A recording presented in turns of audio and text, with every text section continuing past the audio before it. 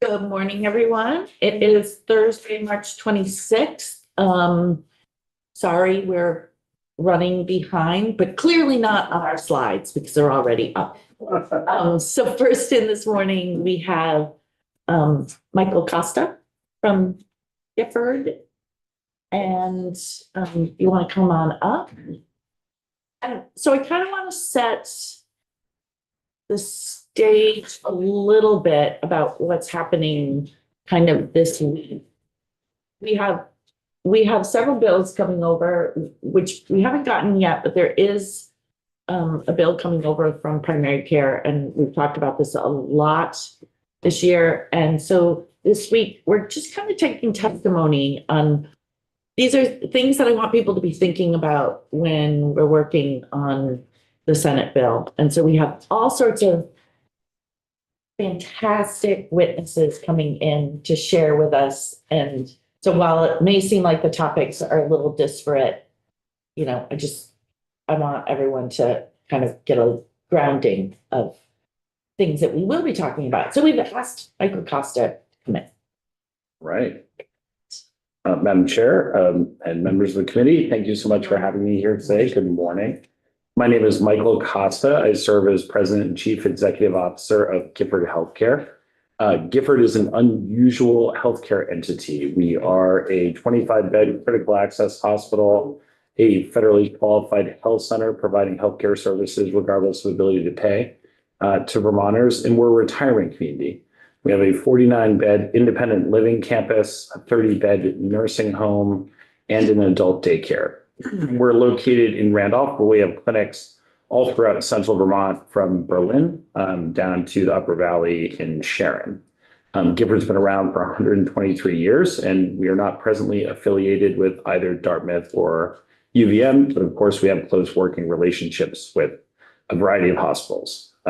I came into Gifford about a year and a half ago. My background was in public policy. I worked in government agencies in Massachusetts, California, Wisconsin, and Vermont. Came to Vermont in 2010, and then worked at the tax department, worked at the JFO, got involved in healthcare as Deputy Director of Healthcare Reform for Governor Peter Shumlin, then stuck around to be Deputy Commissioner at DEVA for Governor Scott.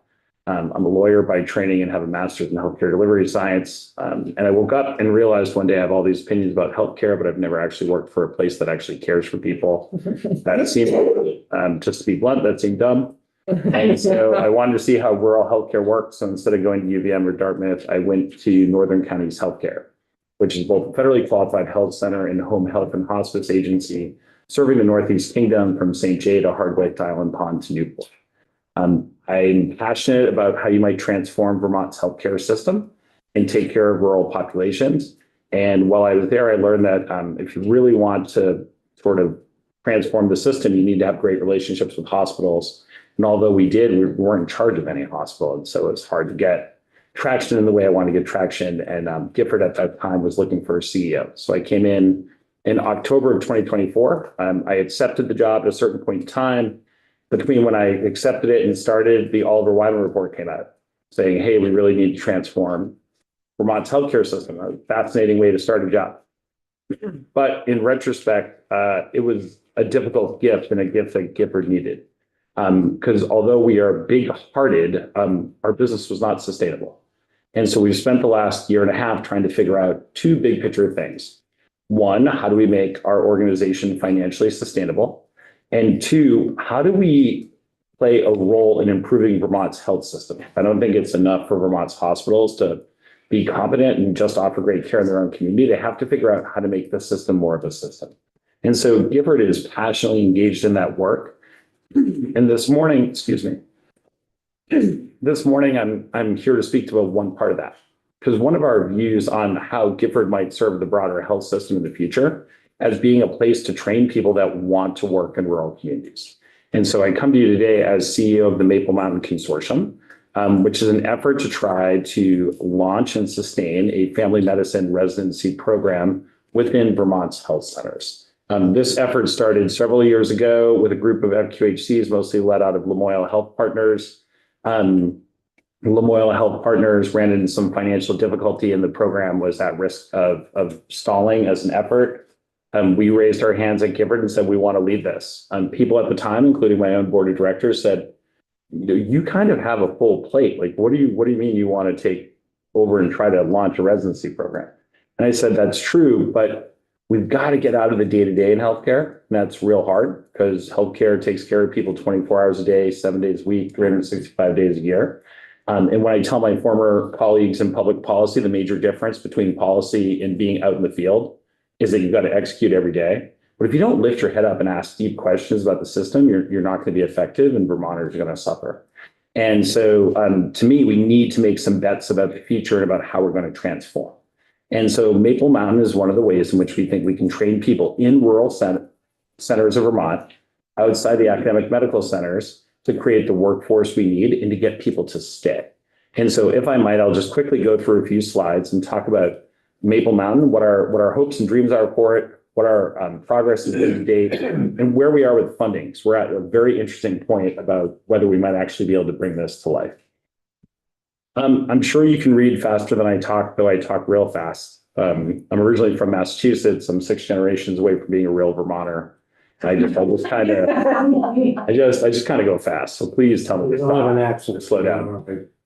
Thank you. So, our hypothesis is simple, like family medicine strengthens rural healthcare. We have sick people in Vermont, particularly in the rural parts of the state, that need care.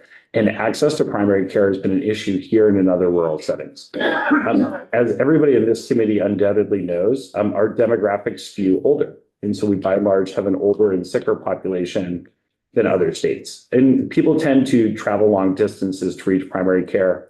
But overall, the crux of the problem is we don't have enough primary care workforce today.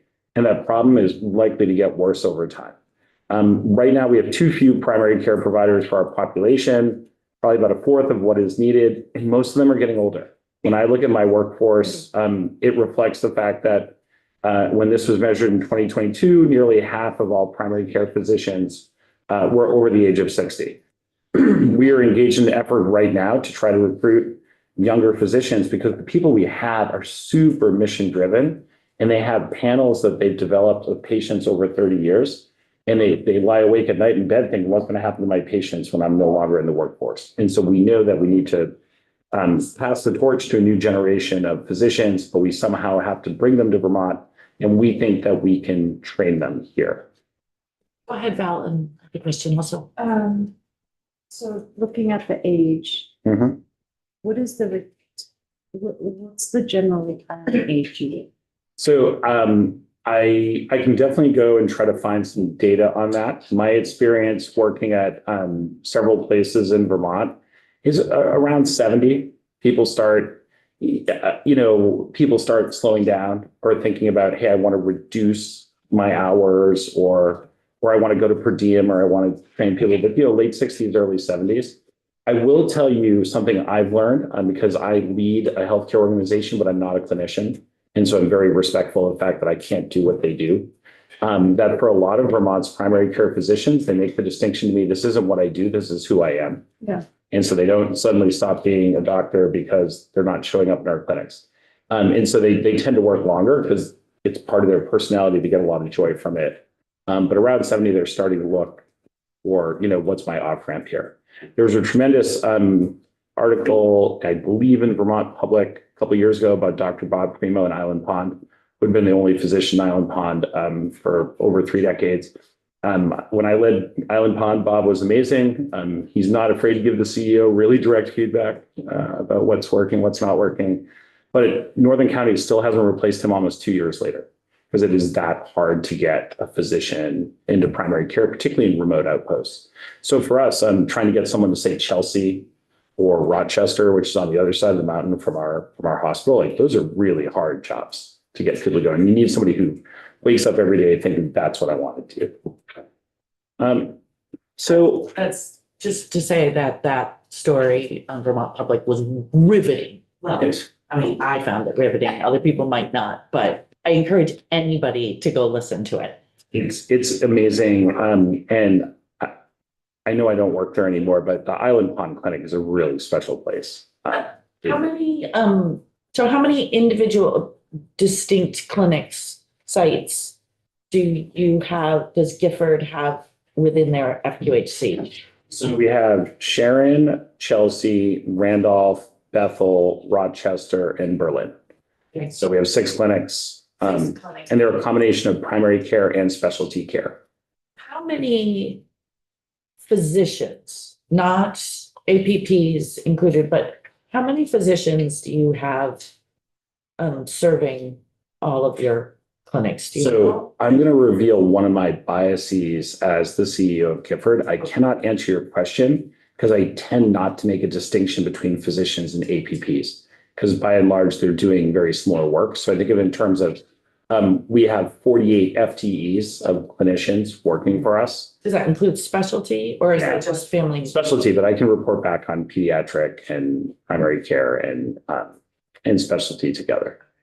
So, I keep asking this question in this committee. It's like I'm thinking, what is the right panel size? oh, okay. We are in the midst of a really robust conversation about that right now because it affects access to care for Vermonters. The general way we think about it, and for any of my team that's watching here, mileage varies depending on the acuity of your patient panel. We're looking for people to see about 2 patients per hour to start and have a panel of about 1,200 to 1,400 patients. When we look at national data, patient panels are generally 2,000 and above. We have a lot of health needs in our community. And so we generally are aiming for about 1,200 patients on the panel. Gifford, to be candid, has a lot of room for operational improvement. We had not, evidently prior to my arrival, kept good data on panel size. But if you can't measure it, you can't improve it. And if we want to create access to care, because I've told teams consistently, we want to build bridges, not moats with our community. We need to figure out exactly how many people we're aiming for. So we're aiming for about 1,200, and we're going to tinker with that over time. Can I make a comment about? Topper has a question, and then you make your comment, because Leslie and I are having an argument over what the perfect panel size is. Got it. And we welcome your feedback. Disagreement. Yeah. Go ahead, Topper. Yesterday, I went to my primary care doc. Mhm.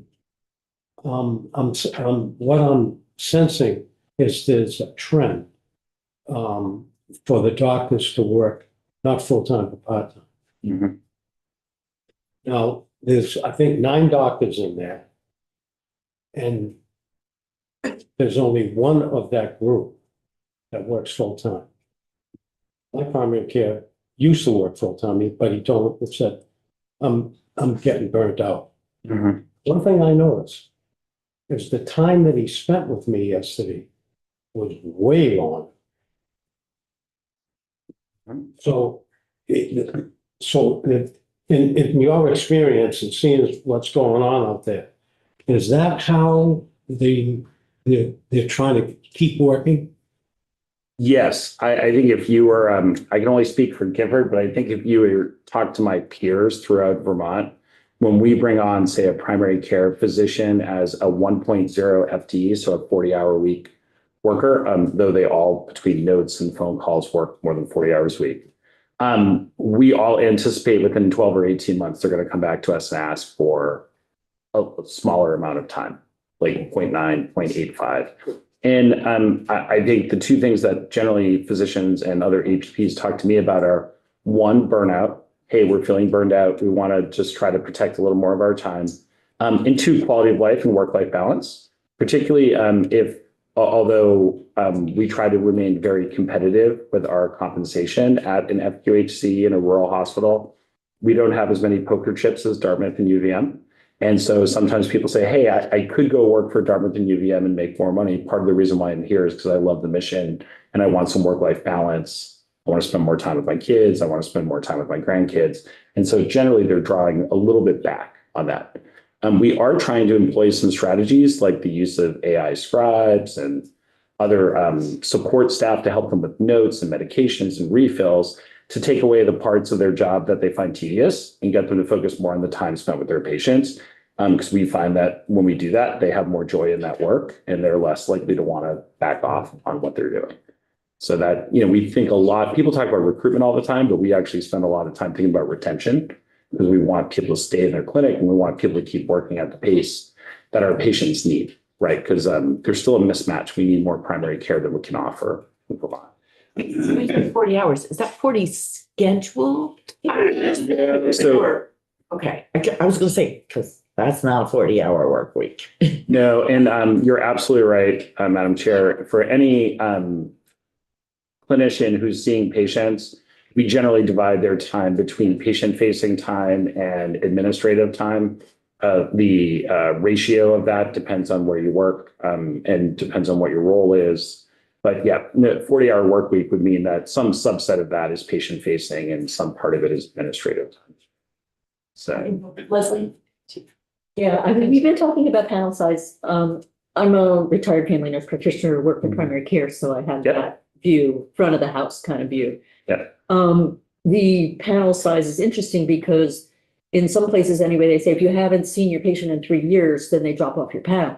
Mhm. So that skews against young people because young people don't need to be seen every year and that often. yep. So having a panel that's balanced, with acuity and age really can make a difference. And I was thinking, sort of more, when you said 1,400, that's kind of where I'm like 1,500, in that kind of, well, hopefully there's a number of healthier people on the panel that don't require that kind of attention. Yeah, I 100% agree with you. I think part of it sounds very obvious, but part of what I'm trying to do at Gifford is to bring more data to what we do.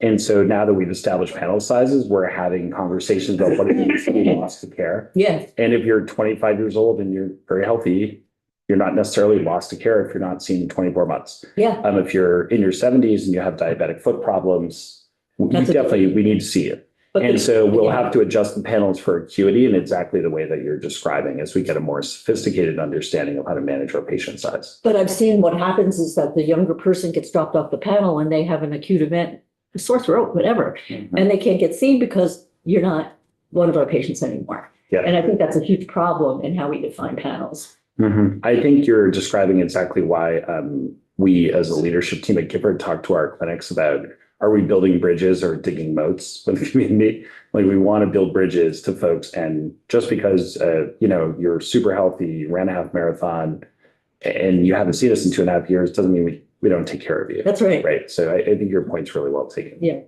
We also have a tendency to keep people on our in order to keep them on our panels, we schedule them yearly when they don't need to be seen yearly, which then takes up space where provider could be seeing someone who legitimately needs them rather than someone who's just on their schedule to maintain a panel size. The committee is right on it. The way in which we describe that at Gifford is one of the most important jobs in healthcare and one of the most difficult jobs in healthcare is the front desk.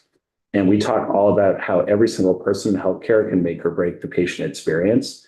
And so when people call you, you want them to be seen. And we noticed that we had this problem of people would call because I haven't been in a couple months.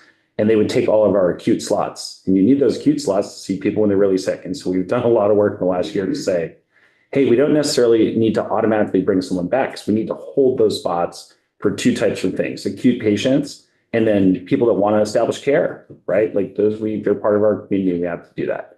That's to me what's exciting about healthcare as I've grown my skill set from policy and insurance to operations and execution is how do you create a structure that allows to get the right patient to the right place at the right time? Because there are so many informal gates that make it hard for people to access healthcare. And we can make a lot of changes inside our four walls to help people with that.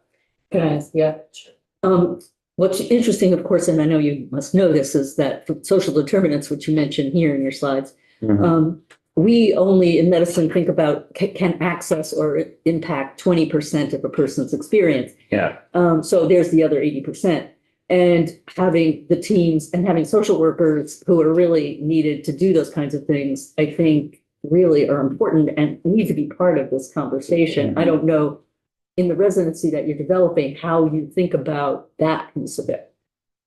So I would, stepping back a little bit, I think a lot, and this is not a novel observation, about how America and Vermont's healthcare system pays for sick care, not well care, right?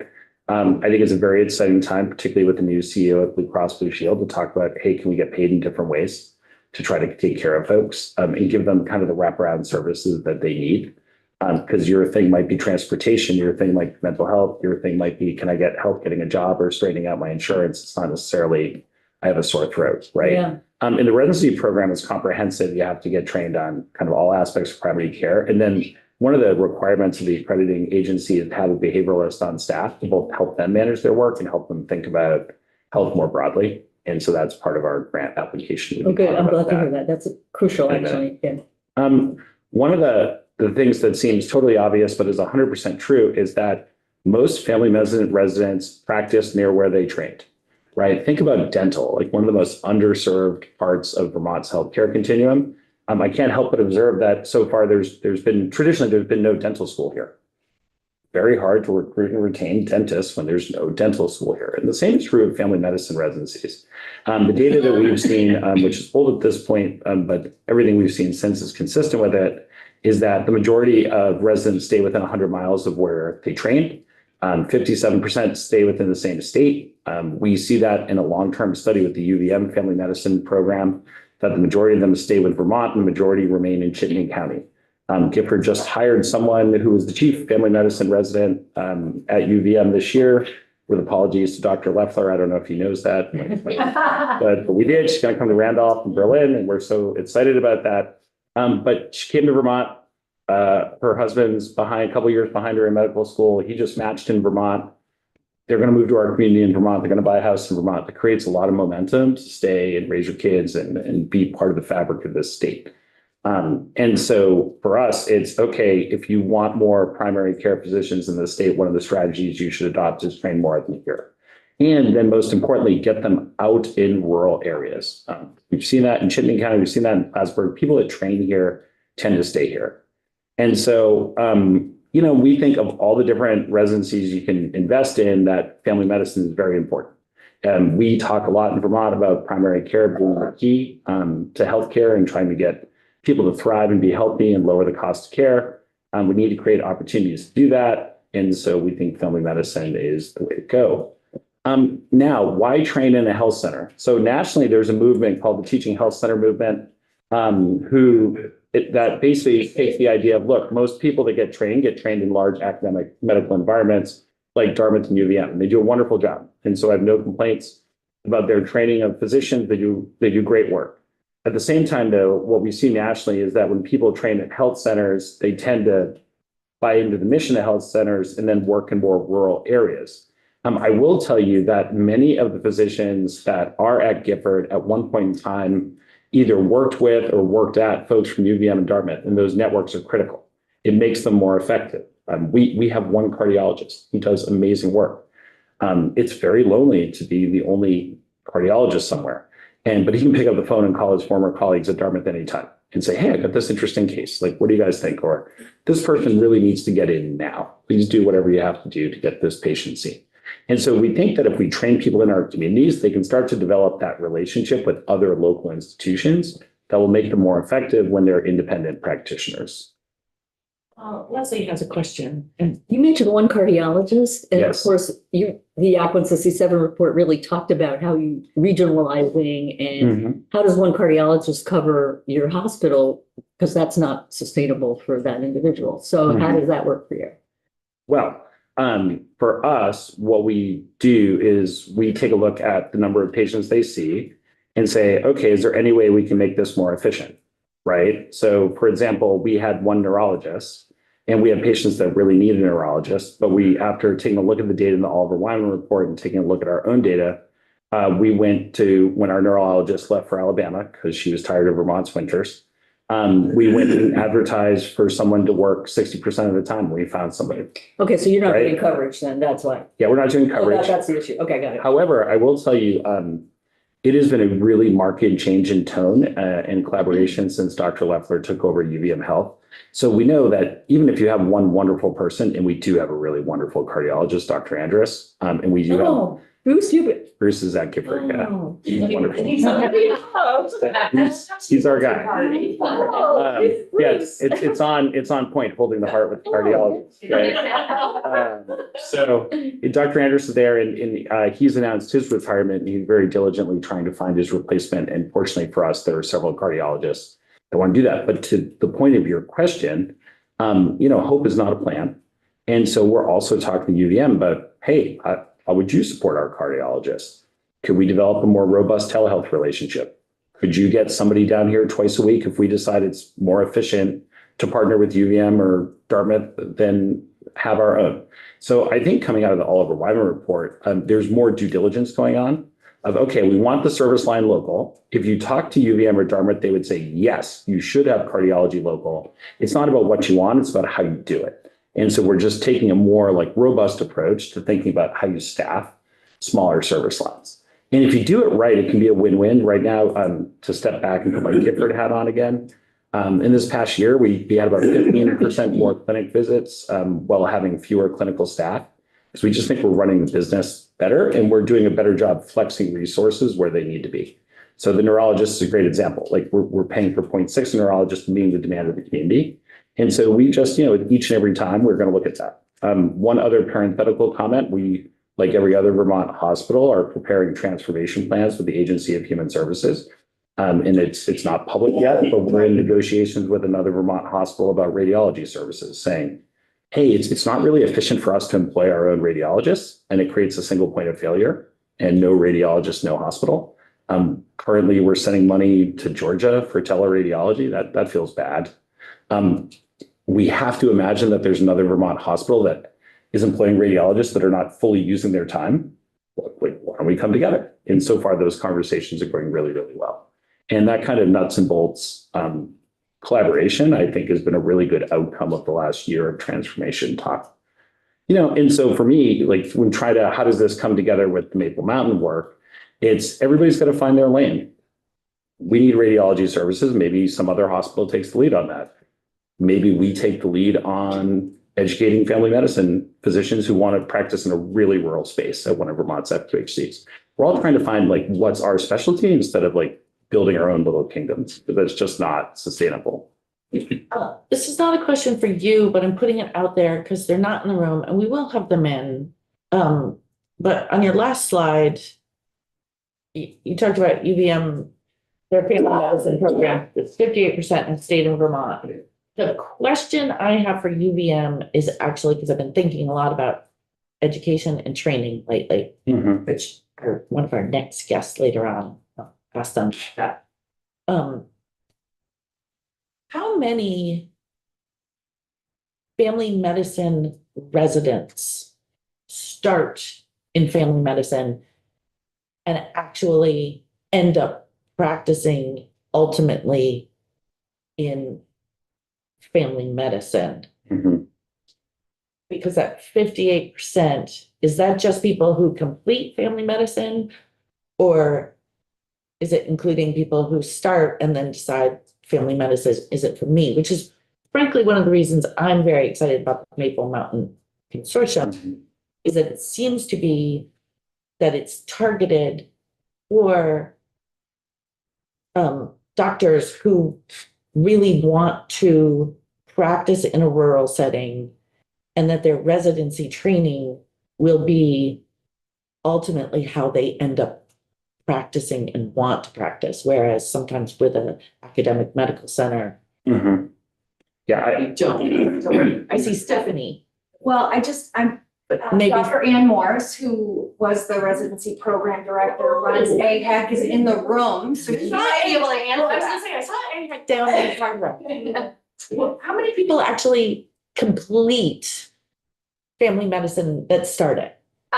So at UVM, 100%. 100%. Correct. Everybody who starts in family In the medicine last- says this is In great. the last 5 years, I would say we actually can probably extend that to 10 years. We've had one who has left for another specialty. So what I think the question may be more about when do they choose family medicine? And it used to be that almost 60% of medical students were coming in having already chosen that family medicine was going to be their specialty. The American Academy of Family Physicians has data that's showing that trend has really gone away. And now it is students are really waiting until their third year clerkship So once they experience family medicine, so that becomes very important in terms of talking about training during medical school. For those who match into family medicine at the University of Rock Island Medicine residency program, they are family medicine bound. They are going to do that. We are training them to try to provide full scope family medicine, and we are training them to be able to go anywhere in Vermont and do that. And that includes inpatient, outpatient, and OP. I would be happy to discuss the qualifications of Dr. Gelderman, who is joining Gifford, who will be doing inpatient medicine, outpatient medicine, is qualified to do all gyne procedures. We'll be bringing POCUS skills and office-based procedures. The what skills? POCUS meaning point of care ultrasound skills. The one you stole from them? Steal is a strong word. Enticed away. As Dr. Gelderman's advisor, I can tell you that she was very thoughtful about her decisions and is incredibly excited to be joining Gifford. I feel like I derailed you. I'm gonna let, oh, now Dr. has a question. We're never gonna get through yours. If my memory is well correct, and I love to be corrected if I'm wrong. Didn't we get testimony here that if you graduate 10 physicians, only 2 of them are going to stay here? 50% of residents will stay within 50 miles of where they complete their residency training, which is why the concept of Maple Mountain is so important, because you're putting them in the location that we need them most during training so that they will stay. Is that across all specialties or just family medicine? I believe it is across all specialties, but is definitely proven in family medicine. Brett, did you have a question? Oh, okay, thank you. All right. Got it. And I would say that one thing that Dr. Morris said that's very important, when my own board of directors says, okay, you're going to work with a consortium of FQHC and other partner hospitals, are all these people going to work at Gifford? And the answer is no. I said, what I would say to them, though, is much like Dr. Morris's comment about Dr. Gelderman, if people stay in Vermont, we're really, really happy, right? Whether you work at Battenkill or Memorial Health Partners or Gifford, like this is one of the ways where I think as a hospital leader and an FQHC leader, you have to think, hey, I can't just do things that are important for me in my organization. I have to do things that make Vermont function better as a health system. And so if some of them stay, that would be great. But as long as they stay within the Vermont orbit and with our other partners, the majority of the time, I think it's a huge win for Vermont and really helps all of us. Because I think you staffed someone in Grace Cottage, right? Someone from your residency? Correct. Yeah, Dr. Will Everett, the current he testified. president of the Yeah. Vermont Academy. Got it. And also just one additional comment on that.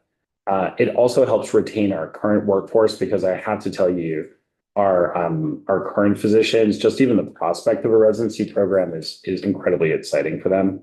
They want to be something, they want to be part of something bigger. They want to pass along their knowledge. I didn't go through residency. What they share with me is that at the end of residency, they felt like marathon runners. It was like the most capable they ever felt. Like they were fully ready to go as physicians, and they want to tap back into that, whether it's in our primary care or as a hospitalist or whatever they happen to do. This slide just demonstrates that we have a lot of different partners. I just want to be perfectly candid about this. So there's a lot of momentum for this program. We did a lot of work. We got accredited by the American ACGME, which is the accrediting body for residency programs. And then due to a lack of funding, we kind of had to go not fully dormant, but okay, gang, the next step is unlocking funding. Now that we have a couple different hypotheses about how to get the program funded, we as a group of organizations need to come back together quickly as a board and say, okay, how would this really work if funding comes in?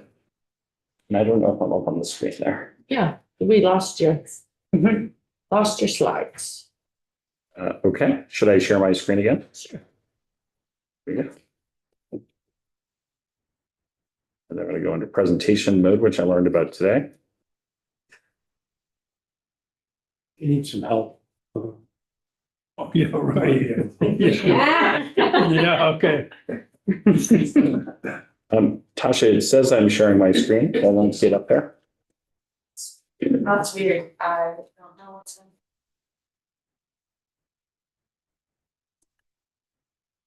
Okay.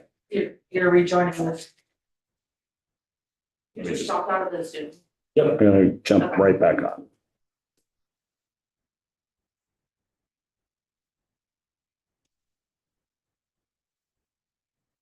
Okay.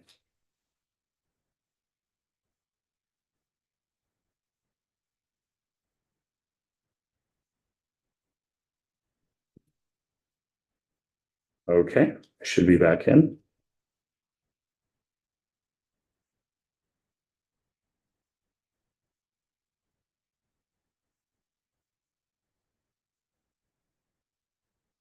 All right, and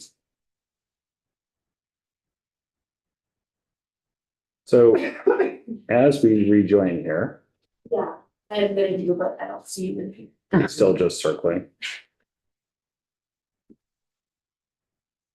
So as we get back to those slides, I mean, basically you've heard Do you want to see them? the value oh, I have them right here. Oh, I'm just you gonna must get have them on. on your thing, yeah. Yeah, the value proposition, there we go.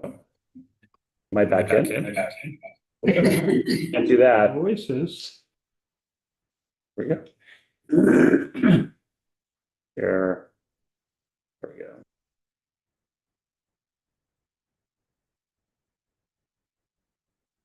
So close. There we go.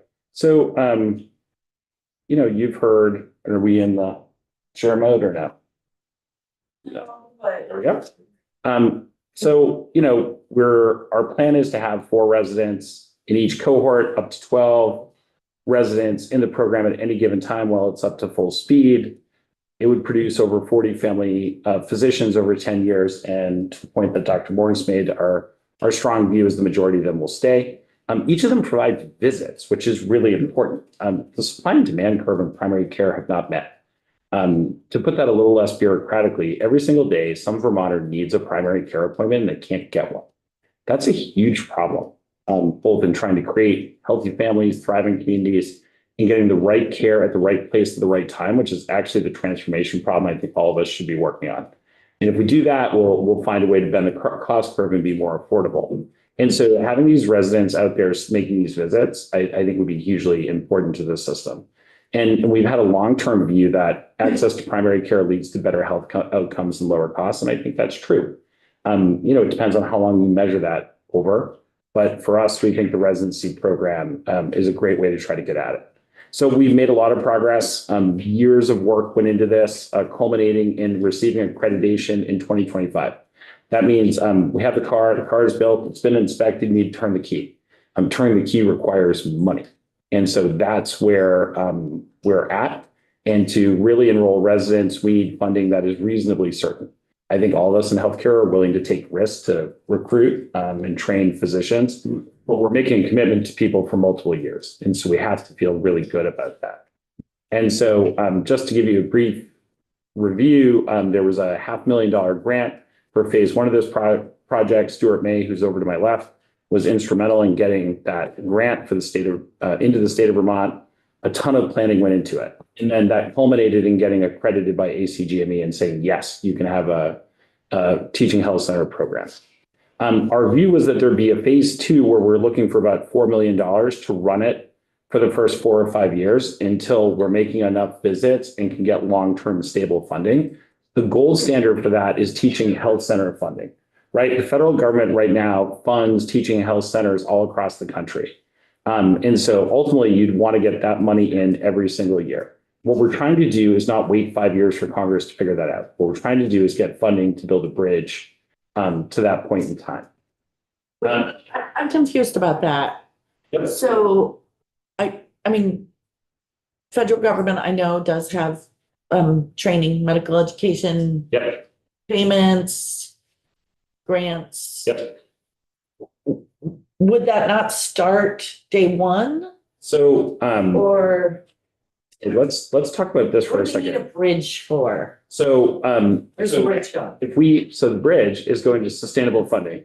But so if you ran this program, at least in my view, in a sustainable way, the federal government through HRSA would say, yep, you're one of the approved teaching health centers. And every single year, we're going to send you funding, $160,000 per resident currently. That doesn't cover the full cost of a resident, but it gives you enough of a stable base to say, yes, you should move your family and your life to this community. You should do this training, and between the revenue from your visits and other grant and operational resources, you have a very stable program. The federal government has been funding teaching health centers, but not adding any new programs for a period of time. And so for us, we're like, okay, we have the need for a family medicine residency program. We are now accredited to operate a family medicine residency program, but the federal government has not reopened that teaching health center gate. And so do we just wait 5 years for it, or do we try to figure out some way to accelerate the launch of that program? And so we have four different paths that we're looking for funding. One is the Rural Health Transformation Fund. Is there any way that those funds from CMS to the state of Vermont can help fund this program? Maple Mountain was part of the state's original application. That application was approved. And so instead of an RFP process, we've gone directly to grant development. The Agency of Human Services is working very hard to try to navigate those funding restrictions. So I'm spending a lot of time on the phone with AHS saying, look, there are things you can and cannot pay for in the Rural Health Transformation Fund. Is there any way that we can fit what we need for the next 5 years underneath that grant? We're not at the end of the road in those discussions. We're trying to be really creative and see what the feds will actually permit. We were having a really good conversation prior to the committee hearing starting about what you can and can't pay for, preceptorship, faculty time, travel, recruitment, housing is out, right? And so we're trying to figure out how to maximize those rural health transformation dollars. Separately last year, and we're very grateful, the state of Vermont, the legislature, all of you appropriated just over $500,000 for this program.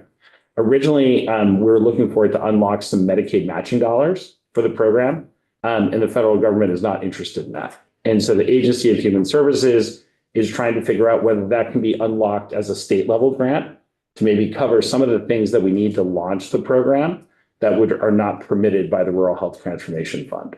Separately, there's that federal teaching health center fund. Now, curiously, and I try not to opine on national politics here, the Congress in its most recent budget appropriated more money for teaching health centers, which was a surprise to me anyways, but it's not 100% certain yet whether that will go to increase the base amount for existing programs, because existing programs very much want an increase in the base amount, or whether they might permit additional entrants into the program. We do know that our federal delegation has a very strong view of this. And so they're working with HRSA to see what might be done or whether we have an opportunity there. And then to your point, this is a very long way of answering your question, Madam Chair. There are other ways in which graduate medical education gets funded, like the more traditional routes like that UVM or Dartmouth go through. We've been reluctant to step out of the teaching health center lane because that's what we want to operate, a teaching health center program. I think there does come a certain point if you don't think you can get funding for a teaching health center where the need for primary care physicians that train locally and stay locally where Vermonters need the most doesn't go away. And so I think as the CEO of Maple Mountain, at a certain point responsibly, I have to look at those other lanes and how we might partner with institutions like UVM or Dartmouth to see whether we can get the program off the ground in a different way. What I'm convinced of is that the organizations that want to be a part of this, and most importantly, their clinical staff within the organizations, will move mountains to make something like this work. And so it's my job to try to figure out the funding scheme. So right now, our real focus is that rural health transformation funding and working with our federal delegation on the teaching health center money to try to see whether we can quickly get where we need to go. Residents start in July of every year. And so you have a window to recruit them, or you got to push it back 12 months each time. We're obviously not going to have residents in July of 26. Whether we could have residents in July of 27 seems pretty tough at this point. But we're still working to unlock these funds to understand what our options would be. I don't work on this alone. There are a million people behind the scenes. Two of the real great clinical leaders behind this effort have been Dr. Melissa Volansky of Lamoille Health Partners and Dr. John King of the UVM Health Network, with a lot of in-kind support from Lamoille Health Partners and the UVM Health Network. When people say, hey, do you guys ever collaborate with UVM or Dartmouth? The answer is yes, and it's every single day. Like small hospitals need partnerships with larger hospitals. It's just the way the system works. And they've been incredibly gracious with their time and expertise when it comes to trying to stand up this program. I won't speak for Dr. Morris, but the feeling that she expressed of like, we get that Vermonters really need care in these rural areas, regardless of what organization you work for. I feel that from the top of UVM's leadership on down. They want to find ways to be helpful in getting this program going. So I think for me, when I think of transformation strategies, having sat through about 15, 16 years of healthcare workforce discussions, like some of you, I think I tell people in my organization, pray, but move your feet. I think we keep waiting for like one big thing to happen, and we've got to grow our own workforce. So speaking for Gifford, whether it's the Maple Mountain residency, we did a new nurse residency program that we invented this year and got 8 local new graduates on board at Gifford at the same time. All 8 of them stayed, 7 as nurses, 1 as a care coordinator, because they felt like that was their jam, like they were better talking to people and rather than being right at the bedside. We do a medical assistant training program which we think is an awesome entryway into healthcare careers for smart local folks. We've got to grow our own, and this is a big part of that. This could have a huge impact. We're really at the point of it's ready to go, but we need funding to make sure that we can keep whatever promises we make to those residents if we ask them to move here and train here. With that, thank you so much. I know I talked a ton, but I'm happy to answer additional questions. Leslie. Well, this isn't really a question, but just a curiosity about you philosophically, is the understanding of how much tax money goes into training specialists and not a lot into training primary care. And how do we deal with that tension of a very skewed workforce? And I appreciate that you're trying to deal with it by doing this, and that's cool, but it's small compared to the problem. Yeah, and I would invite I work for the hospital I do on purpose, right? It's FQHC. Although mostly I'm trying to do my best for Vermont as a Vermonter. I'll just tell you one personal story. My mother-in-law is a primary care physician. She owned her own practice for 35 years. My spouse has a PhD from the Stanford School of Medicine. She was a scientist. And so we went to the medical school graduation when she got her PhD. And it seemed like the majority of graduates were moving on to dermatology. And that was profoundly depressing to my mother-in-law. Yeah. In the lane that I occupy, I deal with people who have already made the decision somewhere in the journey to become family medicine or primary care folks. What happens before that? I don't know. I will say that the financial incentives all run in the wrong direction. I occasionally remind my colleagues at Medicaid that, well, I understand as someone that used to set the rates at Medicaid, I understand why for administrative purposes, we tend to follow what Medicare does. But you could make totally different decisions about what to invest in reimbursement. I notice as someone who has the great privilege to operate a hospital with an outstanding birthing center, we talk a lot about moms and babies. We do not reimburse much for moms and babies. We could, as a nation and a state, make totally different policy choices about reimbursement. And at some point in time, it could affect people to make different decisions about how they want to dedicate their professional life. Yeah, I was a little overwhelmed that the data that you gave us was over 10 years. 10 years feels like a really long time in order to create the workforce. But thank you for that work. It's important, obviously. We're trying not to let this giant cultural problem. But like you say, there's just so much debt, and you can't charge or repay debt in primary care. I don't know. I entered Gifford at a really unusual time with the Oliver Wyman report. And I think when Gifford looked in the mirror, I think a lot of people would say, okay, we fell into that like big-hearted Vermont trap of we're good people doing good things, and maybe the business isn't being run the way it should be. And the way I said it to my team was, hey, the best time to solve this problem would have been 9 years ago. The second best time is right now. It's like, let's not spend too much time looking in the rearview mirror. Like, let's figure out what we can do this week and next week, the week after that, to go make things better. Like, I don't know. I feel like nobody yet in any state has figured out rural healthcare. Vermont has a lot going for it if we can all work on the same page and get out of this dynamic of change means doing more of what I've always done, which I think healthcare leaders can be guilty of having that status quo bias. And we're going to have to get out of that dynamic of, oh, we just can't change anything. Like, yes, we can. It's our job as leaders to try to do that.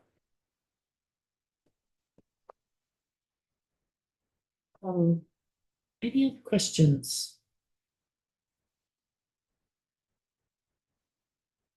Unrelated topic, but you Yes. are here and you are a critical access hospital. This I am. committee has been delving into the ongoing discussion around Medicare and Medigap reimbursements for critical access. Is Gifford looking internally at their own pricing methodologies to see if there are solutions that can be made? Yeah, I think it's really important on this one. So the short answer to your question is yes. The additional comments I would make are, there's actually a lot in this discussion between critical access hospitals and the Green Mountain Care Board that we all agree on. Healthcare costs too much, prices are too high, and Vermonters struggle with that. And we take care of our seniors every day. And in my seat's one of enormous privilege, but I know that there are people every single day that struggle with the price of healthcare and medicine. And there was a 3-hour Green Mountain Care Board hearing on this the other day. And to be candid, Gifford has really struggled, I think, along with other critical access hospitals, to get our arms around the data to fully understand the impact. And that's not a delaying tactic. Like, we really are struggling with that, because people are asking us to compare what we do to a totally different system of healthcare reimbursement. What board member Holmes asked for in that hearing, which was so helpful, was, can you tell us one thing as critical access hospitals you can do in the next 2 weeks to make progress on this? So we're going to send a letter back to the board members today to say, that was a great way to frame the question. We appreciate it. And here's what we're going to do. We're going to look at our financial assistant and bad debt and charity care policies to see if there might be some way to get to the same end result without having to completely redo the charge master. Now, separate from that, between the discussion of affordability for Vermonters and the effort to go to reference-based pricing, we need to look at all our prices anyways. Like, that's just a project that we have to do. But on this critical access hospital outpatient cost issue, the chair and the board are asking us to move pretty quickly. And so we're going to report back to them in the next 2 weeks of, okay, we think financial assistance might be the fastest way to get where you want to go. We're going to learn more about that and report back to you. So I think it's a yes and. We'll look at our prices, and we think there are some other ways we might be able to get to the same point for Vermonters. So I hope that's a helpful reply. It has the benefit of being what we're doing right now to try to address this. And by this, to make an obvious point, this is how Medicare works in all 50 states. We are also, and I know the Hospital Association is reaching out to the federal delegation to say, hey, the most helpful thing would be federal changes. But in the meantime, we should be looking at what we can do to provide relief for Vermont seniors struggling with their bills. I mean, ultimately, it is a federal fix, but it's incumbent on Vermont hospitals to take care of Vermonters, and that means their financial situation as well as their health situation. Yeah. And not make it worse. That's- So I do hope that you're exploring, and We are in, the topic of what the charge master even means is ongoing discussion. And does anyone even know? Thank you. You're quite welcome. Let's move on. Thank you very much for Oh, coming. thank you for Really coming in. appreciate it. It is really joyful to be able to talk about something future facing and strategic. So I appreciate the We're opportunity. very excited about it. It seems like it'll be time, and it's Yeah. frustrating that when things that we really want to have happen just don't happen. I understand that. Thanks. Thank you. Great. So we have Tom. Is it Boris? Yeah. Boris. So, as we continue on, talking about, issues around primary care, I thought it would be a good idea to have, Mr. Boris in kind of a lessons learned from our all-payer model, and things that we should be thinking about so that we're not making those same mistakes, I guess. Well, thank you all for having me today. My name is Tom Boris. I'm the current CEO and CFO for OneCare Vermont. Appreciate being here. I don't like following up Michael because he's so eloquent, but I'll do my best. So this feels like a pretty open forum to talk about lessons learned and just observations. So I'm trying not to preach and come across like that, but I do have a lot of thoughts when I reflect on the past, and I'm happy to come and share them today. My intent is to be helpful and forward-looking and just provide insights to help us as a state advance. So I always like to start a little bit of context about OneCare Vermont just to make sure everybody understands. It's an interesting organization, but I think of it as an administrative entity that has helped manage ACOs going back to about 2012. So pretty long run. And the general business model is, as I think of it at least, is a shared infrastructure. And by regionalizing ACO administration, it can help avoid duplication, maximize expertise, and generate some economies of scale that can be really helpful. And through the work, the way it manifests is that an ACO is developed first by contracting with a network of providers, get everybody working together, and then as a whole, contract with payers upstream to engage in continuous improvement activities. That's the simplest way to think of it is you assess where you are today, you try to get a little bit better tomorrow.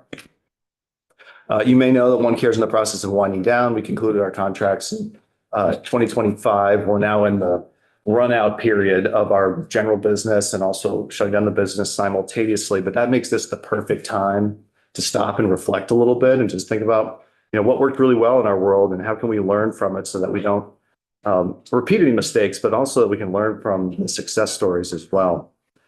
A lot of what I'll say today is summarized from a letter that we sent to AHS last June that is called Retaining the Capabilities of Certified ACOs. That was something the legislature actually asked AHS to work on.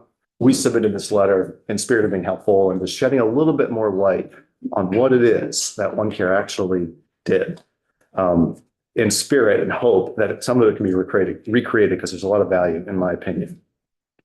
All right, so I'm going to go through a couple of summarized topics. I do invite you to read the letter. I sent it around earlier, but this is going to be kind of a distillation of some of the themes or concepts with it.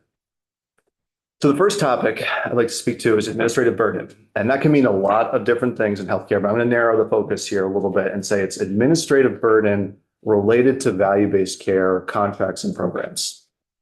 So whether you're a fan of value-based care or not, and an ACO to me is a type of value-based care arrangement, they're here. And it's one of the few ways that providers can increase their revenue generation without volume alone.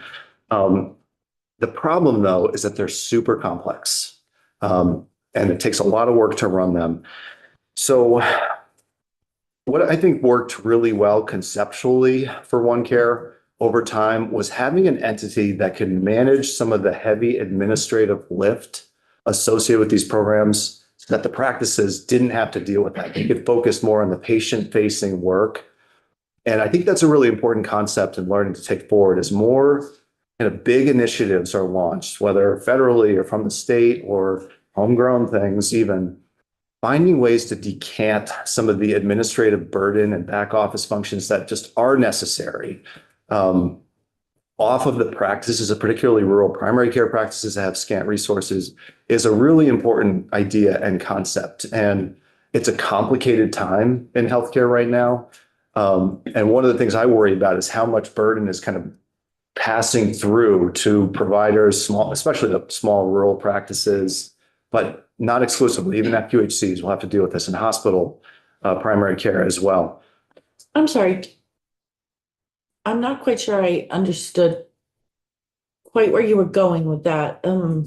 You're saying that, one of the things about OneCare was that you were able to alleviate the burden. What, can you give examples of what you mean by, like discrete Absolutely. examples of what administrative burden Sure. that was? So by OneCare, let's see if I can get there on this, but OneCare is the shared entity to manage the administration related with ACO. So if you're a small practice and you want to participate in your own, build your own ACO, you need to have staff to do it firstly, but you need to have contracting expertise to set up the arrangements for yourself, any other partner organizations you want. I think ACOs are best when you bring multiple entities together. That's the real value of it. So you need to have contracting expertise to set up those contracts and work out all the terms. You need to negotiate upstream with payers. So we had the opportunity to work with Medicaid, but every year, a lot of work going into designing and developing the contract and the program. You have governance requirements to satisfy ACO rules, particularly on the Medicare side. If you're in the MSSP program, there are a lot of rules about the governance structure you must maintain. That takes a lot of effort. Data is one of the tools that you're given as an ACO, and you need to have systems to manage those data. Compliance is a huge thing in ACO world, appropriately so. You need to have a compliance department. So all these contracts come with a lot of work. They're valuable and they do a lot of good and help providers be their best, I think, in my opinion. But all that work, if it's borne by primary care practices, I think in my view, we're wasting our time. They should be more focused on the patient care side of what these value-based contracts can do, if that helps. Why can't a provider just get paid just the way they already get paid? Why do they need? Okay, I'm gonna let you continue. I'm not quite sure I'm quite understanding, but We'll continue through, but happy to take questions at the end of some of these thoughts I'd like to share today. But just to put a pin on that concept, as future initiatives are explored, the real lesson learned here, the takeaway for me, is just to be thoughtful about the administrative load that falls through to these practices. Like I said, it's complex, the world is complex, and if we have small primary care practices juggling with administrative concepts, I think it's a bad thing for burnout and their productivity. All right, next lesson learned for me that I want to share, I think is important. It's a concept about size and scope. So OneCare grew really explosively between 2019 and 2020. It was a pretty amazing period. And what was really amazing is we got to this point where we had a critical mass of providers across the whole state of Vermont, from Newport to Brattleboro, and we could all work on the same things. That was really valuable, really important. And if the goal is to raise the bar on population health outcomes, this is a good way to do it. Get everybody working on the same thing, agree upon some priorities, work together. There's opportunities for partnerships and collaborations, sharing of stories and successes. So that's really effective. It links to bullet number 4 on that board there. So I think that's really valuable, and to think about these big and broad initiatives as a good way to address macro level population health outcomes. There is a cost to it, though, that I think is important to understand. OneCare is a small business. We're a small place. We didn't have a lot of resources and people, so we got spread very thin across a broad geography. I mean, Vermont's not a huge place, but relative to what we had, we were spread really thin across the entire state. Also, really important, we had to develop policies and programs that could fit over the entire healthcare landscape, which means we needed to be a little bit more generalized, a little bit more up here, rather than really tailored and specific. There is no right or wrong to either approach, but I think a big takeaway for me was to know when it's appropriate to have a kind of a more micro strategy and approach to solve a very specific problem, or take this macro level approach and try to solve a big problem. And there were times where, in our OneCare journey at Sienna community, it would have been great to customize or tailor an initiative for a specific need there. But we just couldn't get into doing something here and then something very different over here. Would have been overwhelming for everybody. So the takeaway for me as the state explores future initiatives is to think about Macro level problems need these big and broad solutions, and the micro level problems really need tailored solutions. And I'm going to take this with me in my career as I move forward. And I think it's a really big takeaway. And depending on what you pick, you need to set reasonable expectations accordingly. The higher that you are, in my view, it's going to take longer to get those results. There's more to do, more to accomplish. Smaller focus initiatives might have a quicker turnaround and might get the results you want to see faster. Leslie, did you have a question? Well, I'm just wondering if you could give examples of a macro and micro, just so I'm understanding. Sure. Let's say, macro level, we want to improve the control of hypertension across the whole state of Vermont.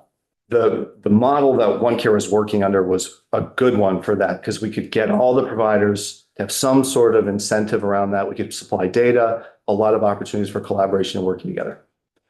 A micro problem might be in a community, there's trouble getting the right people referred to the DA in a timely manner. And that might be unique in community A, but not in community B. You could set up an arrangement between primary care and the designated agency in a community to really kind of work together and incentivize and share data in ways that you otherwise can't outside of an ACO initiative or some sort of initiative like this. How would the ACO know that? How do you know that there's a problem in this little micro world? It could come from data. It could come from dialogue and discussion where somebody's saying, we're having a really hard time getting patients that we see with a mental health diagnosis referred to a mental health provider. And they bring that up as we have an opportunity here to have more efficient care pathways and get more efficient referrals. And often there's quality measures related to this. And I think that a very specific initiative in that case would be more effective than some macro level kind of strategy. Can you give an example? You said that that OneCare, when everybody was working together, then implement initiatives for public health. Can you give examples of what some of the initiatives were? Sure. And what the outcomes? Yeah.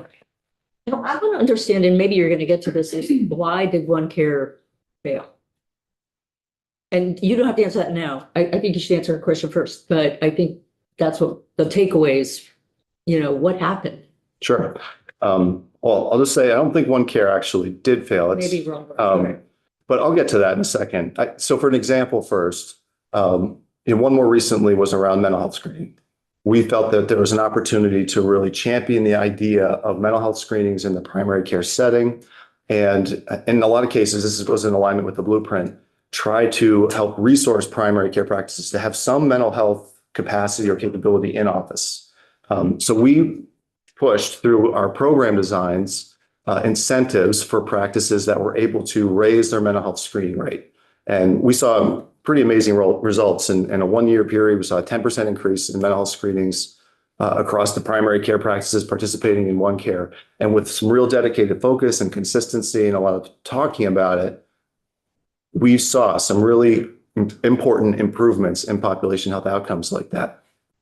But what's really cool about this work, this continuous improvement work, is that there's no shortage of things to work on. And I'm going to get to a lesson about this in a second, but that's just one example that comes to mind. The other areas of focus that we had over time were hypertension control.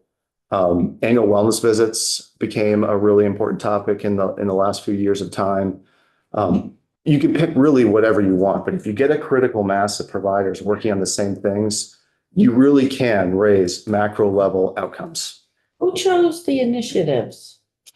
That's another nice thing about the ACO model is that the governance requirements are that you have participants on the board, and then we use committees and lots of dialogue within our participant network to talk about what the priorities were. We use data. Some of it is complicated. The payers often have priorities as well that they push for in contracts. But ultimately, it was assessing what we're accountable for in our contracts first, using data to identify which are priorities, because some measures we look at and say, the numbers are already pretty good, probably not worth the time and energy. Or as an ACO, we just didn't have the ability to really focus on that particular area. Substance use disorder is a good example where the data are blinded to us for that. So we're limited in our ability to lean in, even though I wanted to. So it's a process and a collaborative process to identify and prioritize different areas or metrics or goals. All right. Next is around financial support. So I don't need to go too deep on this, but in general, one of OneCare strategies from the beginning was to try and invest in primary care. In general, I think that those investments were wise. I've seen enough to lead me to believe that those investments yielded positive outcomes. It's complicated as a true answer there, but in general, I think investing in primary care and supporting them financially is a really good idea, and doing it in a way that helps them move towards team-based care concepts or advanced primary care concepts is really important. A couple of challenges with that, though. One is I've found it's very difficult to know how much is the right amount. And if you ask a primary care practice, they'll always say more. I don't blame them. I'd say the same exact thing. But in terms of really quantifying the need, I found that difficult. And as bills are contemplated in the future around primary care support and investing in them either through payment reforms or PMPMs, I think there needs to be a lot of work done to find a way to agree on what the right amount is. And that's particularly important in a resource constrained world. So more is good, but I think some specificity there is going to be really important. I'm sorry, are you talking about administrative quality? What were you referring to then when you said more is good? More what? Financial support. More financial support. Okay. The other challenge I've found with the work that we've done through OneCare is that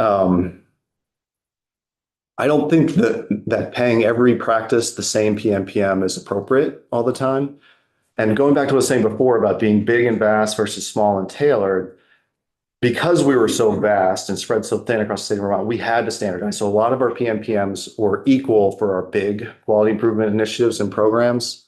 For the smaller programs that are a little bit more tailored, like the Comprehensive Payment Reform Program, for example, which is a specific initiative for independent primary care, we built in variables for the risk of the panel. I mean, social determinants is a great idea too, but also the service lines that a primary care practice offered, and we'd had differential payments. So in some of the bills that I've read being contemplated by this committee, amongst others, thinking about whether it's appropriate to have kind of equal investment, PMPMs, for example, paid to all practices versus differential is something I think needs some discussion and some thought, because there's a lot of difference between primary care practice A and primary care practice B in terms of the patients they serve, the panel makeup, and just the dynamics within their communities. Last in the financial realm is just a quick couple thoughts about risk. So ACO contracts come with the potential for shared savings and the specter of shared losses. We refer to that as risk. Might be surprised to hear that. I'm actually not a huge fan of the way that those arrangements are set up at the federal level, and then a lot of others mirror those or copy the concepts. So what I wanted to share today is I think that we all should be really careful about big risk levels right now when it comes to any programs, whether it's some future state level initiative or federal initiatives. And the ability to take risk, in my view, should be linked to the strength of your balance sheet and whether you're bullish or bearish in the future a little bit too. And right now feels like not a great time for our provider system to be taking on significant financial risk. So as any new initiatives come down, whether from the federal government or again, homegrown, I would worry personally if primary care in particular, and even our hospitals now, are subject to significant risk in today's environment. Go ahead, Leslie. Can you give an example of what you mean by risk? Because Sure. I'm not sure that Yep. I understand that. So generally the way an ACO contract works is through a negotiation with the payer. Let's pick Medicare, for example. There's a complicated actuarial process to determine how much healthcare should cost for the patients covered by this arrangement. And then the ACO, the providers that participate, are challenged to go beat that. If at the end of the year, the payer, Medicare, paid less than that amount, the providers get a share of that. That's called shared savings. It's an incentive to be efficient in care delivery and hopefully cost the payer less. The other side of the equation, though, is if the healthcare costs go up and are above that agreed amount, that turns into shared losses where the providers owe that money back to the payers. It's a way of passing financial accountability for total healthcare costs down to providers. That idea, I think, is good in spirit, but the magnitude and the complexity of the financial transactions has become a bit of a challenge to me, especially in Vermont right now. So in general, these value-based care programs can be set up in a lot of different ways, but if they have that downside, that risk where you might be writing a check back to Medicare, my recommendation today is to be very cautious. You know, I worry about that. We talked about it because, you know, a clinician, if they're in a great situation, may see a patient for 30 minutes, 4 times a year, just 2 hours a year. Yep. And to assume risk for behavior they can't control doesn't make sense to me. And so the theory seems flawed. I would expand on that, which I think like the question isn't whether risk or not. The question is why on earth? Yeah.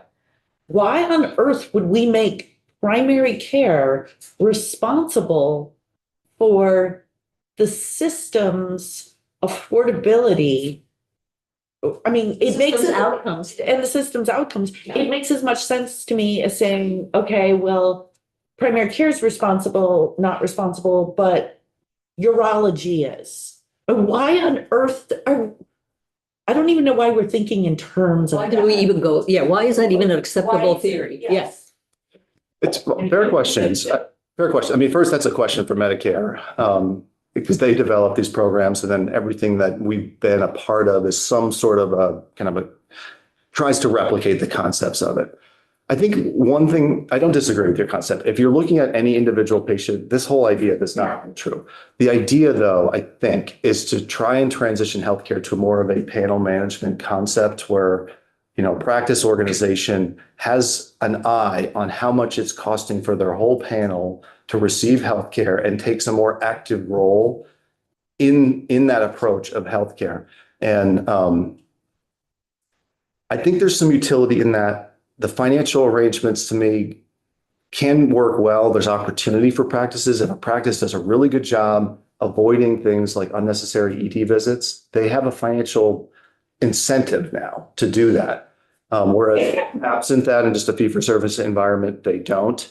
But in general, I agree that there's imperfections in the general approach to this, but I also think there's value in having any part of the healthcare system have a greater awareness of and appreciation for the total healthcare costs of their patients. And an ACO arrangement is a way to get that information and data and an incentive to work on it. But it seems like the incentive is to prescribe medicine, because if you're only looking at numbers, if you're only looking at your blood pressure numbers or your A1C, then, and you're looking at your whole panel and what percent of your A1C is greater than 9 or whatever, I'm going to have to prescribe a lot of medicine in order to do that, because I can't control if someone's going to take a walk or what they're putting in their mouth. And I don't have that support necessarily. Medicare is not paying for all the other supports that are needed in order to address a panel's health. I can't speak to that. I'm not a clinician in terms of the actual strategies that anyone would employ, but it's certainly plausible somebody could take that approach. I don't think we've seen that necessarily. I'd be interested to see if you have any data that supports that hypothesis, but there are a lot of different ways to approach trying to be more efficient in care delivery and improve population health outcomes. And at the end of the day, I think an ACO is a useful tool to do some of that work. But there's a lot of nuances. I go back to the compliance at the beginning and all the administration. That's part of it. Is having, if you're going to be an ACO, you have to look out for these things. You have to look out for stinting on care, which is not delivering the volume you should, or other dynamics that might be undesired. So there's an oversight component of ACO contracts that it's really important in my view. And it's one of those administrative functions that if it lands on the primary care practice, it's going to be a lot of time and effort. All right, we'll move on from risk.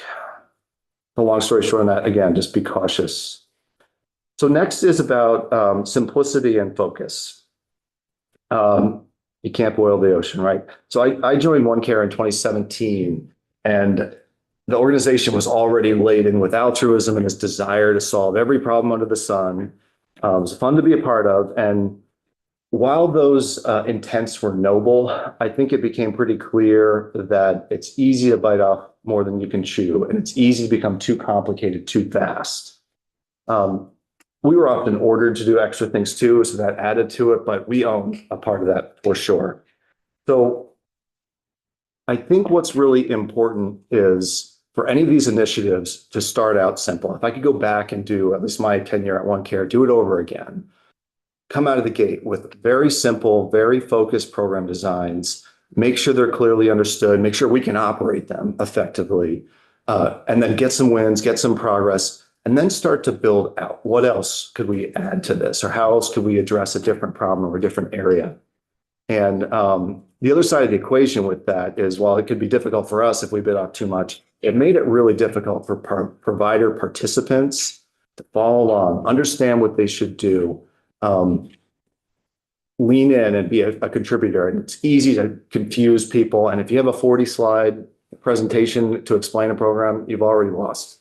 So being really simple out of the gate for any new initiative that Vermont is exploring is strongly recommended. The other is sustained focus over time. If we want to improve hypertension outcomes across the whole state of Vermont, it's not going to happen in a year. We need to work on it collaboratively and consistently over a long duration of time to get some real macro level results. And again, back to the size thing, maybe a small initiative with one practice, you could get outcomes up more quickly, faster. But if you're trying to do a broad population health initiative, it's going to take time, and maintaining focus on your priority areas over a longer duration is really important. And if you change the rules and change the focus areas, it will waste energy and you'll sacrifice outcomes. So just a little example of the focus that we're able to generate over time that yielded some good outcomes in our last couple of years. When I started at OneCare, we were running an MSSP, Medicare Shared Savings Program contract, and at least one commercial ACO as well. There were 113 quality measures we were accountable for. When the all-payer model came around, that helped us a little bit in the sense that it went down to 70 quality measures. And then through negotiations with payers over time, we got down to 20. It's not to say that there aren't other quality measures that are useful and valuable, but there's no way we would be successful if we were focusing on 113 quality measures. It's just overwhelming to everybody. So getting down to a more manageable number of high priority areas has been effective, and we saw the results improve once we were able to do that. I'm sorry, the results of what? Like our quality measures and our population health outcomes. Addressing the quality, addressing your processes to improve quality. Exactly. Did the quality improve? We've seen steady improvement in a number of the measures that we focused on over time. So that to me suggests that this idea of focus and some consistency is proven effective. And that's why I'm here to share it for the future is whatever is selected, make sure it's something that you can focus on for a period of time and keep that focus there. What measure were you thinking about that was successful? Well, I mentioned the mental health screening. I don't have like all the quality Yeah. scorecard over the year, but mental health screening was kind of an immediate impact. That one really launched quickly. We've seen real improvement in hypertension. There's a lot more to do out there, but a lot of the partnerships with the Blueprint seem to be yielding some positive improvements over time. We've seen annual wellness visits and those rates improve and increase. An area that we really struggled with was anything, like I said, related to substance use disorder. We just never had data. So that was kind of an area that was flat, and we didn't see great improvement in our contracts there. So areas that we focused on and had consistency over time really did show improvement. Diabetes was another one, although that's one of the measures that Vermont is already pretty good relative to the country. So a number of them have really improved over the last few years. Do you look at mortality? We haven't really studied mortality. That's not everything that we do is built into our contracts, and we don't have a specific like mortality quality measure. It's an interesting one. I've certainly looked at it financially, the benefits of hospice care versus other ways of passing have a financial cost, but mortality hasn't been a specific area focused. I'm struggling with this a little bit because we consistently hear in this committee that Vermonters are are experiencing more acute illnesses and more complex. And I mean, screening for mental health conditions, what good is that if we don't have the supports that people need once we've screened them? So I guess to me, because I'm thinking about quality measures, and whatever we move going forward, it's gonna be this constant quality, and I have yet to find anyone that can actually measure, even determine what quality is and measure it. And show improvements on it, because frankly, I haven't seen improvements. But what about access? Was access a quality measure? How many Vermonters are able to access high quality primary care regardless of, to me, what good is having value-based care when people can't even access it because of the affordability piece? And I'm wondering, did OneCare use access as a quality measure? Access wasn't specifically a quality measure in any of our contracts. There were measures related to call them primary care visit rates or annual wellness visits. And you can call that a proxy for access, but it's not the same problem that you're describing. What you're describing is more of a system level issue rather than what an ACO would work on specifically. So short answer is not directly. Access was not a measure that we were contracted to work on. And in fact, it would be difficult for an ACO to work on that because the list of patients that we receive that we're accountable for is based on an attribution process, which assumes or requires them to have seen a provider previously. So in a way, the patients that we're tasked to work on and for, those are the ones that already are accessing care. So those who cannot access care are kind of out of scope, which isn't ideal for the state at large, but it's kind of a reality, the difference between what an ACO does and what I think you're talking about, all of you today, about these system-wide issues. They're different. No, I think it's you're talking about how the goal was to health with public health outcomes. And to me, the worst quality care that anyone can ever have is the care that they never get. And I guess I'm a little shocked that the question wasn't even asked about, are Vermonters able to access any care regardless of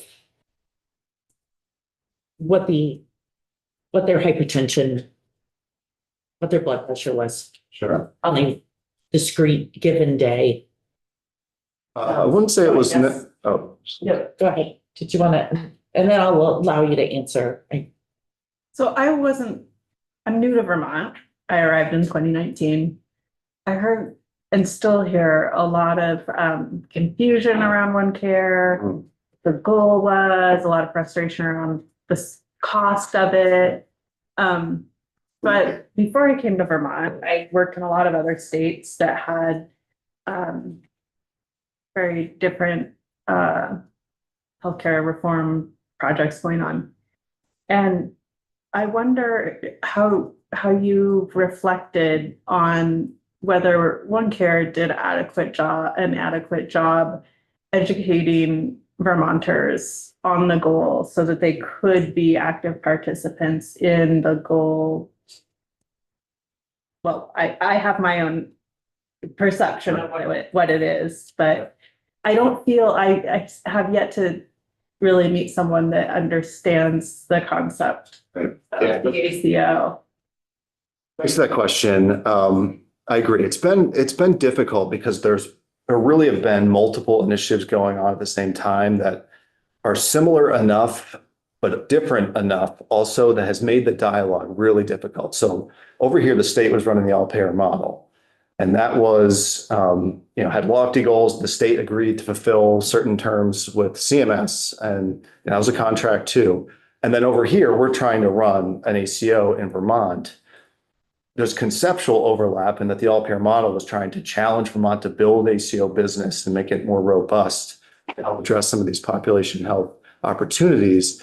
But as we were trying to talk about our work, it got very intermingled with what was going on with the all-payer model, and everybody's head spun, myself included. Like, how do we talk about this work without getting into the all-payer model space too much? Because they're different. They're different parties, they're different initiatives. So it became really difficult for us to have constructive dialogue, especially in the public forum, about what we do, because what the all-payer model was supposed to do got mixed up with what our goals were. I mean, an ACO is a provider organization trying to work together to improve the outcomes for their patients. It's very plain. It's very common. They're all over the country. OneCare is not unique, really, in any way. The only thing unique about OneCare Vermont is it's domiciled in Vermont, and I don't think this is unique either, but we're funded by providers rather than some of these others, national companies that have other investments. Well, it's Supporting them. It's unique in that it was a statewide effort. I don't think that's common. OneCare Vermont's not a statewide effort. The all-payer model was. OneCare Vermont's separate from that, but we're an ACO. We were operating in Vermont before the all-payer model came around. By choice, we could have been after. So I think that's where it's got really confusing for a lot of people. Many people will view OneCare as some sort of a state entity. That's not the case. We're a provider entity. We tried our best, truly, to align with the state's goals. When the all-payer model came around, we said, all right, great, we'll be a force for good here and do our best to, shift our focus to the priority areas that were within the all-payer model. But because of these two things kind of going on at once, it became really confusing and hard for us to talk about it and hard for people to understand it. So that really was a difficult circumstance. It still is. Makes a lot of sense. Yeah. Can you clarify one thing though? I thought that the OneCare was a statewide effort amongst providers. So OneCare is a private entity. But when the all-payer model came around, it was challenging Vermont to really expand ACO business. OneCare was already here. We agreed to be a part of that. So we leaned in hard to try and grow our participation. And we took a come one, come all approach, which is unusual for ACOs. Most ACOs. OneCare was a really unique effort. There's only a couple states that have done it that way. That part is unique, where in spirit of the state's goals to grow ACO business, we really took anybody who was willing to participate. And that made it difficult, frankly, for us to get results where other ACOs will be more selective about who they pick. They will prioritize, participants who have poorly managed panels, because you can get those folks under control quickly and earn some shared savings. There's a real financial motive and incentive. We didn't take that approach. We took a more of a long range, let's try to work together to improve some of these outcomes over time on behalf of the patients that these providers serve.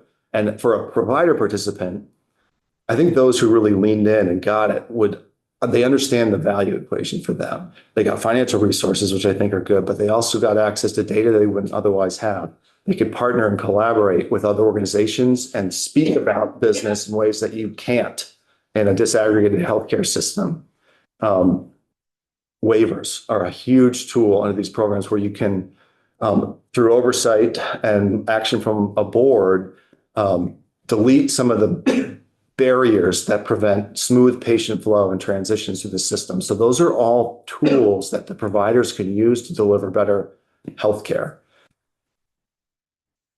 Yes, I do. I want to put a time limit. Sure. We have another 5 minutes because I do want to take a break before our next witness. I'm really curious, and if you want to take us a different direction and finish what you have, I'm really curious to, given what you just told us, is there an opportunity in Vermont to say, take all the designated agencies and invite them into an ACO, something that is more contained, where you could have more common goals, outcomes, and manageable size of participants? Short answer, yes. ACOs, just technically the way they work, they center around primary care. That's kind of the root of the foundation of the ACO concept. That's how you get your list of patients you will treat. So without the primary care component, it would probably be something a little bit different. But that idea, that spirit of getting different organizations to start working together, collaborating differently is a really good one. Just happens to be legally complex without some sort of a safe harbor or umbrella to do it. So in spirit of wrapping up, message received there. Quick thought on data, just data is super important. It's also super complicated. Unfortunately, it's expensive. With sensitive data, healthcare data, you have to have robust systems, compliance, security, you have to have accurate permission, you need analysts to be able to extract the data. So it's an extremely important tool. And as OneCare kind of fades out, we lose this robust data system that we had and all the historical data. I think it's really important that the state tries to find a different way to make sure providers have good access to comprehensive data and a really tight data strategy to help them succeed. All right, my last thought here, it's an important one, a conceptual one, I think. But OneCare's journey has been very interesting. And the big takeaway for me was that if you have an objective, it's really important that you clearly and specifically define the problem that you want to solve. You also need to define what success looks like. What are you trying to get to? What's the outcome where you know, great, we got it. There's probably more to do, but at least you hit a milestone, right? And then you got to pick the right tool to do it. And, in a lot of my reflection about OneCare's experience and journey, over time, we just started facing kind of endless criticism, mounting criticism. It was often bizarre. You wouldn't even believe it.